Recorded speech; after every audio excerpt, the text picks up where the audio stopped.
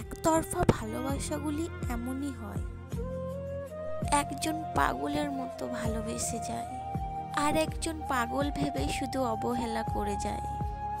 কষ্ট লাগে যখন ঘন্টার পর ঘন্টা অপেক্ষা করার পরও প্রিয় মানুষটি সেই অপেক্ষার মূল্য বুঝতে পারে না। কোনো আঘাত যখন গভীরভাবে ভেতরটাকে ভেঙে দেয়, ঠিক তখনই মানুষ চুপ হয়ে যায়।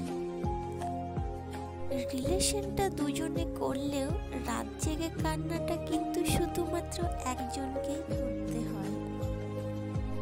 দিন যায় কথা থাকে, কেন ভালোবাসা হারিয়ে যায়? মানুষ কথা দিয়ে কথা রাখে না। দিন শেষে স্বার্থপর ও বেঈমানগুলি ঠিকই সুখে থাকে।